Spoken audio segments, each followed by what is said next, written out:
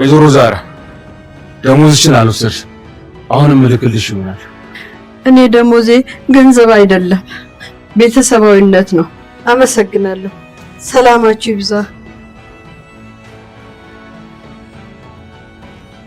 እና ዛራ አቤት። እኔም ዛሬ ከዚህ ሄዳለሁ፣ አብሬሽ እመጣለሁ።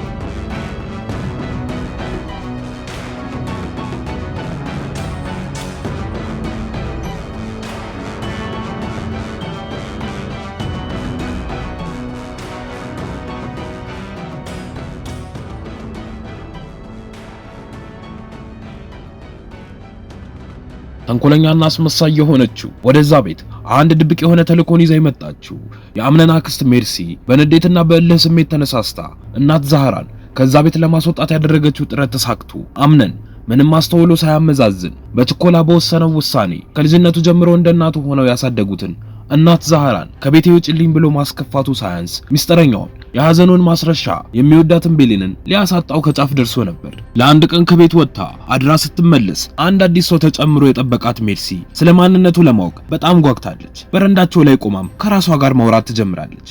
መቼም የሟች ዴፍኒ ልጅ እንዳለችው በእንግድነት አልመጣም። የሆነ ነገር ማስባችኋል። ስለዚህ አንዳንድ ነገሮችን ማጣራት ይኖርብኛል ብላ ወደ ቤት ስትገባ እናት ዛህራ ቤሊንና ጄሪ አንድ ላይ ተቀምጠው ማዕድ ቤት ውስጥ ታገኛቸዋለች። ቀጥላም ሴቶች እንዴት ናችሁ ብላ በጠይቃቸው፣ ነገር ግን አንዳቸውም መልስ ሊሰጧት አልቻሉም ነበር። እሷም ትቀጥልና እኔ እምላችሁ እዚህ ቤት ውስጥ አዲስ ፊት አየሁኝ ልበል? ምናልባት ማንነቱን ካወቃችሁ ንገሩኝ እስቲ ብላ ስትል ጄሪም ትቀጥልና ምንም የምናውቀው ነገር የለም ያው ወሬ እንድንነግርሽ ፈልገሽ ከሆነ ብላ ስትላት እሷን በነዴት ጭሳ በፍጥነት ከዛ ቦታ ትወጣና በድጋሚ በረንዳቸው ላይ ቆማ እመኚ አንቺ አጭር ሴትዮ እንደቀለልሽብኝማ አትቀሪ ብለሽ ከዚች ህፃን ጋር ተባበርሽ እሰራልሻለሁ ከዚህ ቤት ጨርቅሽን ሰብስበሽ እንድትወጪ ነው ማደርግሽ ወይኔ ሜርሲ ብላ በነዴት ተመልሳ ወደ ቤት ትገባለች። ከትንሽ ቆይታም በኋላ ጄሪ ባልተለመደ መልኩ እየተደናበረች በችኮላ ወደ ፎቁ ላይ ስትወጣ ያየቻት ሜርሲ ተከትላት በቀስታ ከኋላዋ ትሄዳለች።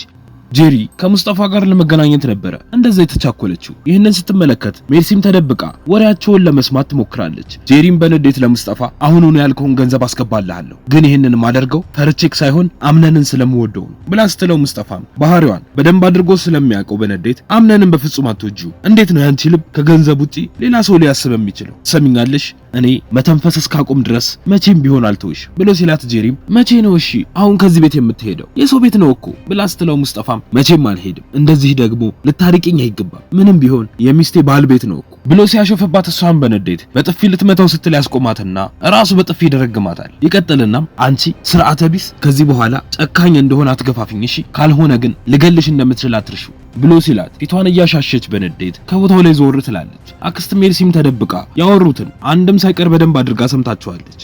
ጄሪንም እንደምንም ተደብቃ ካሳለፈቻት በኋላ ወደ ሙስጠፋ ጋር ትሄድና ተረጋጋ፣ እኔ ጄሪ አይደለሁም ግን ሲመስለኝ ከዚህ በፊት ተተዋወቃላችሁ ብላ ስትለው እሱም እቅዱ እንዳይበላሽበት በፍርሃት እረ በጭራሽ ለምን እንደዛ አልሽ ብሎ ሲላት ሜርሲም ፈገግ ብላ ባካህ አታስመስል፣ ሁሉንም ነገር በደንብ አድርጌ ሰምቻለሁ፣ አሁን እንድንግባባ ፈልጋለሁ፣ ማለቴ ያው አላማችን አንድ ስለሆነ ብላ ስትለው ሙስጠፋም ግራ በመጋባት ቆይ ግን ምንድነው አንቺ አላማሽ ብሎ ይጠይቃታል። እሷም ቆፍጠን ብላ ጄሪንና አምነንን ማለያየት ነው፣ እሱ ከማይግባባው ሰው ጋር ተጋብተው ሊደሰት በፍጹም አይችልም፣ እኔ ነበርኩኝ ያጋባኋቸው ሰው መስለኝ ልጅቷ ግን አሁን አንተ አለ አሁን ብዙ ነገር መስራት የምንችልበት ጊዜ በወሬ ባናባክነው ጥሩ ነው ብላ ስትለው ሙስጠፋም በሐሳቧ ተስማምቶ ስለ ነገሩ ለሷ ማውራት ይጀምራል። ቀጥሎም የኔን መውደድና መሸነፍ እየተጠቀመችበት ነበር፣ ከኔ ይልቅ ከኔ የምታገኘውን ገንዘብ አስበለጠች፣ አሁን ግን እሷን ሳላጠፋ ሰላም አላገኝም ብሎ ሲላት ሜርሲም ትቀጥልና ወደዚህ ቤት እሷ መኖሯን እንዴት አውቀ መጣ ብላ ስትጠይቀው ሙስጠፋም እኔ ሲፈን ጋር እንጂ እሷ ጋር አልመጣሁም፣ እሷም ይሄንን ጉዳይ አታውቅም፣ ማወቅም የለባትም፣ ሲፈን ስለዚህ ጉዳይ ካወቀች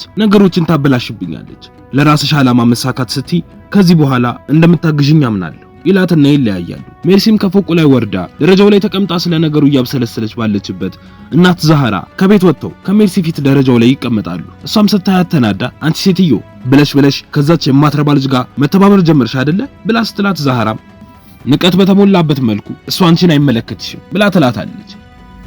ሜርሲም እንደተናቀች ተሰምቷት በንዴት አንቺ ሴትዮ ሰራተኛ መሆንሽን ግን ረሳሽው መሰለኝ ገረድ፣ አሁን ተነሽና ሻይ አፍይልኝ ብላ ስትላት እናት ዛህራም በስድቡ ተናዳ ነገሩን እንዳልሰማች ሆና ዝም ትላታለች። ሜርሲም በሁኔታው ተናዳ እረ ንቀት ማን ነው ቆይ እንደዚህ ከቁመትሽ በላይ የልብ ልብ የሰጠሽ?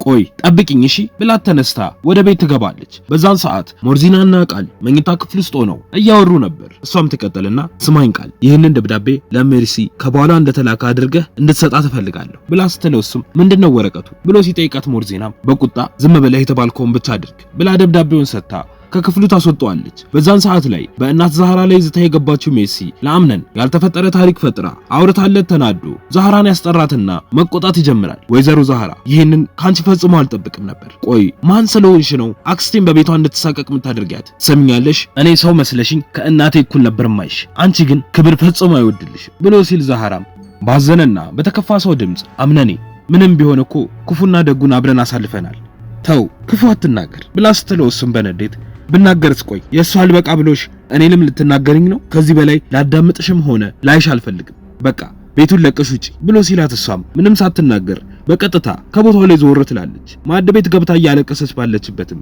ቤሊን ትመጣና አብራት ተቀምጣ ማልቀስ ትጀምራለች። ቀጥላም እባክሽ እንደዚህ አትሁኚ፣ ሁሉም ነገር ይስተካከላል፣ አምነን ተናዶ ነው እንጂ እንደዚህ አይነት ሰው እንዳልሆነ ከኔ በላይ አንቺ ታውቂያለሽ ብላ ትላታለች። ነገሩን ቤት ውስጥ ያሉት ሰዎች በሙሉ ሰምተዋል።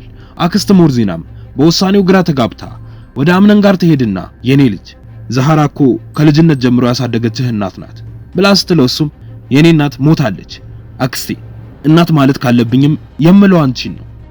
እሷ እንደ እናት ብትሆንና እኔንም እንደ ልጅ ብታይኝ ኖሮ አክስቴን ባልሰደበቻት ነበር ብሎ ሲል የሜርሲ ተንኮለኝነት ጠንቅቃ የምታውቀው ሞርዚናም ቆይ ግን ነገሩን በደንብ አጣርታሃል ብላ ስትጠይቀው አምነንም ማጣራት አይጠበቅብኝም፣ ምንም ቢሆን እኮ አሰሪዋ ናት፣ ልታከብራት ይገባል። አክስቴ እኔም ብላ ነው የመጣችው። ስለዚህ በቃ ወስኛለሁ፣ ይሄ ደግሞ ለሁሉም ሰው መማሪያ ይሆናል ብሎ ይላታል። ከዚህም በኋላ ነው ሁሉም ተሰብስበው ባሉበት ወይዘሮ ዛህራ ልብሷን ይዛ ቤቱን ለቃ እየወጣች ባለችበት ቤሊን መታ አብራት እንደምትሄድና ዛሬ ቤቱን ለቃ እንደምትወጣ ይነገረቻት። በቀጣይ ምንም ይፈጠር ይመስላችኋል? ሐሳብ እንዲሁም አስተያየታችሁን ኮሜንት ላይ ጻፉልን።